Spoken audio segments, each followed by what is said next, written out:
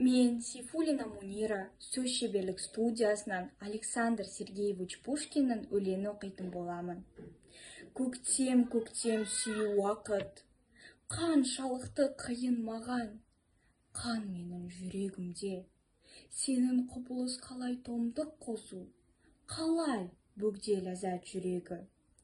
Қуанады санылауы жанып бәрі, маған аяз бен боран да, түнге қысқы ұзақ қараңғылықты беріңіз. Весна, весна, пора любви, как тяжко мне твое явление, какое томное волнение, моей душе, моей крови, как чуждо сердцу наслаждение. Все, что ликует и блестит, наводит скуку и томление. Отдайте мне метель и вьюгу, и зимний долгий мрак ночей. Келесі оқитын Есенгелдин Нариман.